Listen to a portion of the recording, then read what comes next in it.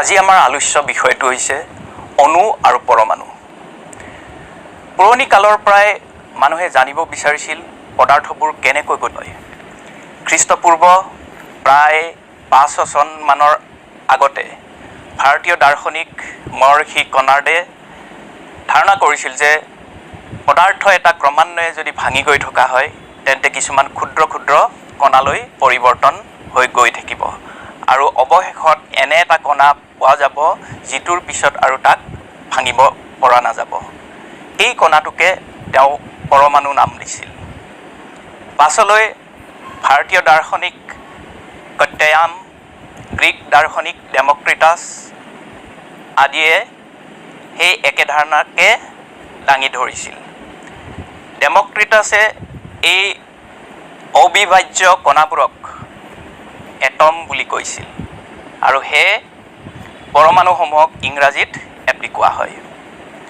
1800 শতিকাৰ আগলৈকে পদাৰ্থ কণাৰ ওপৰত কোনো পৰীক্ষা নিৰীক্ষা চলোৱা হোৱা নাছিল, কিন্তু 1800 শতিকাৰ শেষৰ ভাগত বিজ্ঞানীসকলে মৌল আৰু যৌগৰ প্ৰভেদ উলিয়াবলৈ সক্ষম হৈছিল।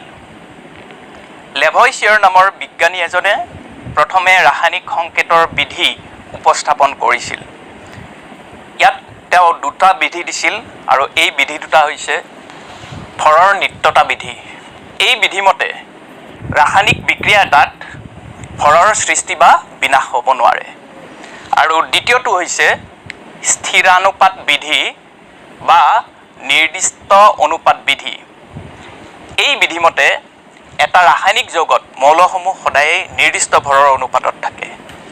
এতিয়া এই বিধিসমূহৰ পাছত ডাল্টন নামৰ বিজ্ঞানী এজনে এটা পাৰমাণৱিক তত্ত্ব আগবঢ়াইছিল, যিটোক ডাল্টনৰ পাৰমাণৱিক তত্ত্ব বুলি কোৱা হয়।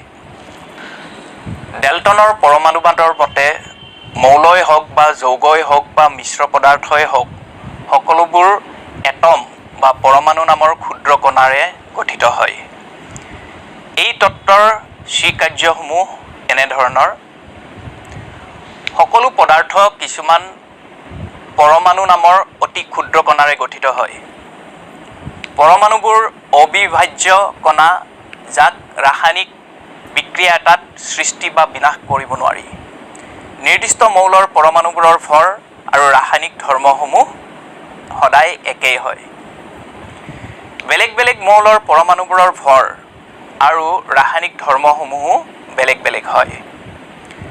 যৌগ গঠনৰ বাবে পৰমাণুবোৰ অখণ্ড সংখ্যাৰ সৰল অনুপাতত যোজিত হয় আৰু নিৰ্দিষ্ট যৌগ এটাত পৰমাণুবোৰ আপেক্ষিক সংখ্যা আৰু প্ৰকাৰ স্থিৰ থাকে। পৰমাণুনো কি? সকলো পদাৰ্থৰ গঠনৰ প্ৰাথমিক কণাবোৰকেই আমি পৰমাণু বুলি ক'ব পাৰোঁ। পৰমাণুসমূহ কিছুমান চিহ্নৰ সহায়ত চিহ্নিত কৰিব পাৰি। এই তালিকাখনলৈ মন কৰা।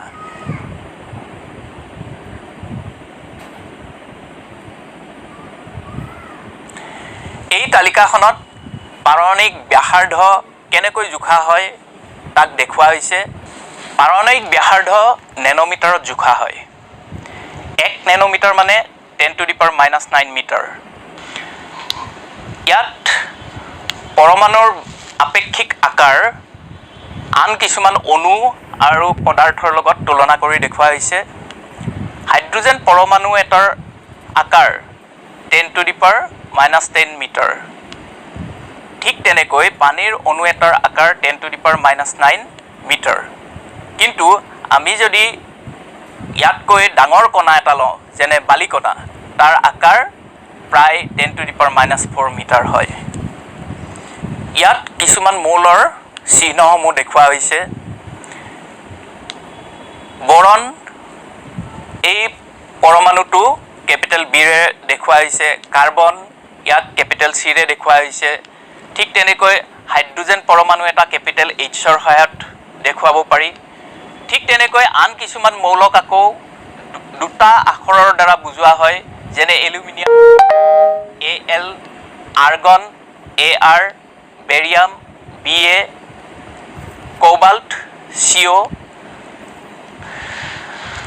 আন কিছুমান মৌলৰ নামসমূহ সিহঁতৰ ৰং বা গ্ৰীক অধ্যাক্ষৰৰ পৰা লোৱা হৈছে, যেনে গোল্ড বা সোণ AU, iron Fe, lead Pb ইত্যাদি। মন কৰিবলগীয়া কথা যে মৌলসমূহৰ এই চিহ্নসমূহৰ প্ৰথম আখৰটো অধ্যাক্ষৰটো সদায় কেপিটেল লেটাৰত লিখা হয় আৰু পিছৰ আখৰসমূহ সৰু আখৰত লিখা হয়। পাৰমাণৱিক ভৰ। মৌলসমূহৰ পৰমাণুসমূহৰ ভৰ যথেষ্ট কম হয়। এটা হাইড্ৰোজেন পৰমাণুৰ ভৰ 1.66 × 10⁻⁻27 kg, এটা অক্সিজেন পৰমাণুৰ ভৰ 2.656 × 10⁻26 kg। এই ক্ষুদ্ৰ ভৰসমূহ তুলনামূলকভাৱে ডাঙৰকৈ দেখুৱাবৰ বাবে 1961 চনত কাৰ্বন 12ৰ সমস্থানিক এটাৰ 12/1 ভৰক পাৰমাণৱিক ভৰৰ প্ৰমাণ নিৰ্দেশক হিচাপে গ্ৰহণ কৰা হৈছে। এতিয়া এক পাৰমাণৱিক ভৰ এককনো কি? এক পাৰমাণৱিক ভৰ একক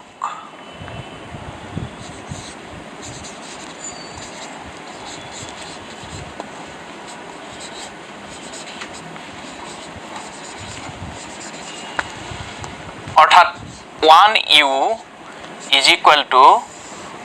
1 কাৰ্বন 12 পৰমাণুৰ এটাৰ ভৰ।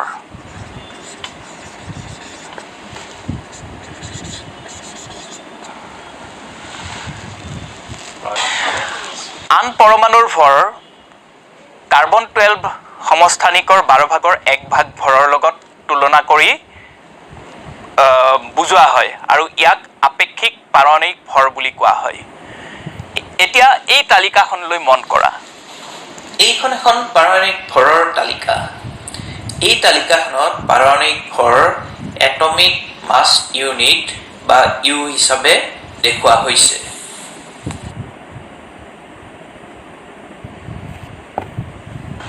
এতিয়া পৰমাণুসমূহনো কিদৰে থাকে? পৰমাণুসমূহ কিছুমান স্বতন্ত্ৰীয় হ'ব পাৰে, যেনে হিলিয়াম, নিয়ন, আৰ্গন ইত্যাদি, আৰু নহ'লে অণু গঠন কৰি যৌগিক অৱস্থাত থাকিব পাৰে। এই যৌগিক অৱস্থাত থকা অণুসমূহ আকৌ দুই ধৰণৰ হ'ব পাৰে, যেনে একে মৌলৰ পৰা গঠন হোৱা যৌগিক পদাৰ্থ, যেনে অক্সিজেন গেছ, দুটা অক্সিজেন পৰমাণু লগ লাগি থাকে, হাইড্ৰোজেন গেছ, দুটা হাইড্ৰোজেন পৰমাণু লগ লাগি থাকে, নাইট্ৰোজেন গেছ, দুটা নাইট্ৰোজেন পৰমাণু লগ লাগি থাকে। আকৌ বেলেগ বেলেগ পৰমাণুৰ দ্বাৰাও এই যৌগিক অণুসমূহ গঠন হ'ব পাৰে, যেনে পানীৰ অণু। পানীৰ অণুত দুটা হাইড্ৰোজেন পৰমাণুৱে এটা অক্সিজেন পৰমাণুৰ লগত লগ লাগি থাকে। মই ইয়াত দেখুৱাইছোঁ হাইড্ৰোজেন পৰমাণু। এই হাইড্ৰোজেন পৰমাণু দুটা লগ লাগি হাইড্ৰোজেন অণু গঠন হয়, H2। অক্সিজেন পৰমাণু দুটা লগ লাগিলে অক্সিজেন অণু গঠন হয়। অক্সিজেন পৰমাণু তিনিটা লগ লাগিলে ওজন পৰমাণু গঠন ওজন অণু গঠন হয়, O3। Hydrogen H2, oxygen O2, এই অণুসমূহক দ্বি পাৰমাণৱিক অণু বুলি কোৱা হয়। ঠিক তেনেকৈ ওজন O3 ই ত্ৰিপাৰমাণৱিক অণু। ঠিক তেনেকৈ বেলেগ বেলেগ মৌলৰ অণু গঠন হ'ব পাৰে, যেনে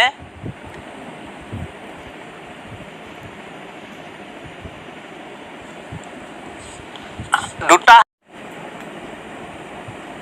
অণু গঠন কৰে। এটা হাইড্ৰোজেনে এটা ক্লৰিনৰ লগত লগ লাগি হাইড্ৰোজেন ক্লৰাইড গঠন কৰিব পাৰে। ইয়াত যে লিখা হৈছে H2O2, O3, H2O, HCl, এইসমূহ হৈছে পদাৰ্থৰ সংকেত। অৰ্থাৎ পদাৰ্থৰ পৰমাণুৰ সহায়ত যৌগিক পদাৰ্থ এটাৰ সংকেত আমি লিখিব পাৰোঁ। যৌগিক পদাৰ্থটোৰ এটা অণু লিখোঁতে পৰমাণুটোৰ কিমানটা তাত যুঁজিত হৈ আছে সেইটো এই সংকেতত দেখুওৱা হৈছে। এতিয়া আহোঁ এই অণুসমূহৰ ভৰলৈ। অণুসমূহৰ ভৰ পাৰমাণৱিক ভৰ যেনেকৈ আপেক্ষিক পাৰমাণৱিক ভৰ হিচাপত প্ৰকাশ কৰা হয়, তেনেকৈ আপেক্ষিক পাৰমাণৱিক ভৰৰ যোগফলৰ দ্বাৰা অণুসমূহৰ ভৰ প্ৰকাশ কৰা হয়। ইয়াক আণৱিক ভৰ বুলি কোৱা হয়। উদাহৰণস্বৰূপে আমি হাইড্ৰোজেন অণুটো ল'ব পাৰোঁ।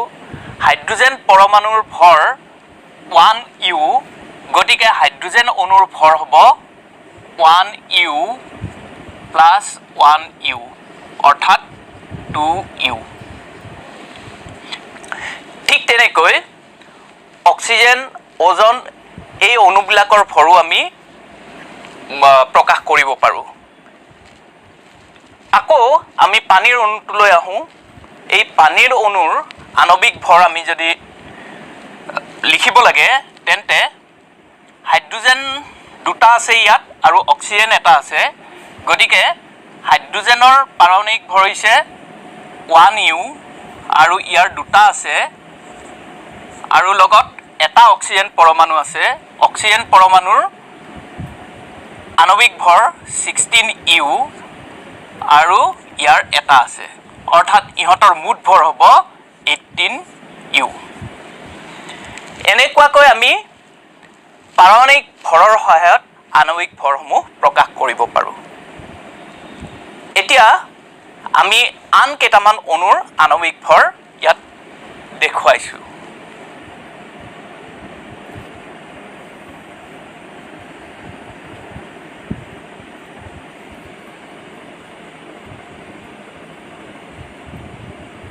এতিয়া এই শ্লাইডখনৰ পিছত আমি আহোঁ সংকেত ভৰলৈ বা ফৰ্মুলা মাছলৈ। ফৰ্মুলা মাছ সাধাৰণতে যিবিলাক আয়নীয় যৌগ হয় সেইবোৰৰ কাৰণে প্ৰকাশ কৰা হয়, যেনে ছ'ডিয়াম ক্লৰাইড। ছ'ডিয়াম ক্লৰাইডৰ